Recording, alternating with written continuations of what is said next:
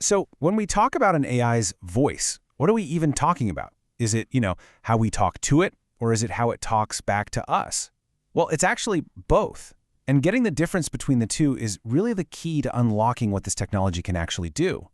I mean, think about it. You probably talk to AI all the time.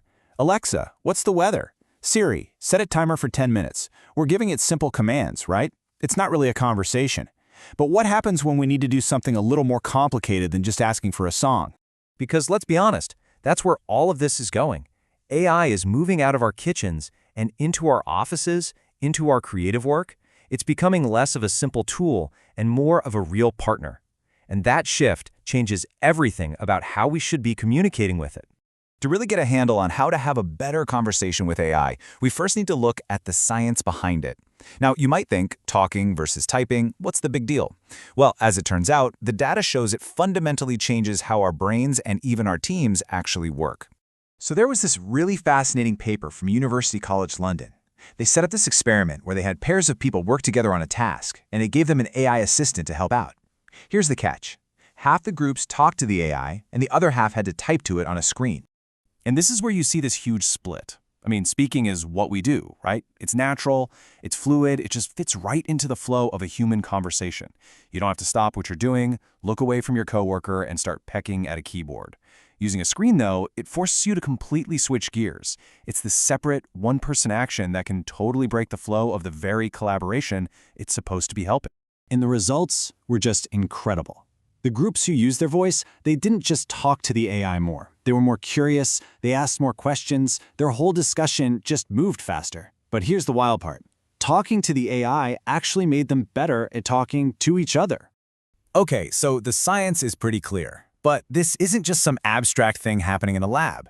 People are already out there in the real world using this voice advantage in some seriously clever ways, turning moments you'd think are downtime into super productive time. I mean, just check out this brilliant idea from a user on Reddit. During their commute, they just talk. They turn on their AI and go on this long stream of consciousness monologue about a project. And then later, they just ask the AI to take that whole brain dump and turn it into a perfectly structured memo. It's just a perfect example of using voice for more than commands. You're using it to capture complex thoughts whenever they happen. All right, so that's the first voice, how we speak to the AI. But that's only half the conversation, isn't it? So now, let's flip the script and talk about that other voice, how the AI writes back to us. This quote I saw on a marketing subreddit just hits the nail on the head. If you've ever tried to create any kind of content with an AI, you know this feeling. The text is, yeah, grammatically perfect, but it just lacks personality, right? It sounds synthetic. It doesn't have your voice. So, what do you do about that? A lot of people think the answer is just to write longer, more detailed prompts. And yeah, that definitely helps. But the real secret, the thing that changes the game, is to actually train the AI on your unique writing style. And the process is actually way more straightforward than you might think. First, you give the AI the basics, your key points, just an outline of what you want to say. But then, and this is the absolute game changer, you also feed it a sample of your own writing. Could be a blog post, an email, anything over about 500 words works great. And finally, you give it the command, analyze that sample, and match my voice, my tone, my rhythm, my personality. You're not just telling it what to write anymore, you're teaching it how to write like you. Okay, so let's pull all this together. We've been looking at two really powerful but really different ideas, and they both hide behind that one little word, voice. One's all about input, and the other is all about output. So here it is, plain and simple. First, you've got modality. That's just how you give information to the AI. Are you speaking or are you typing?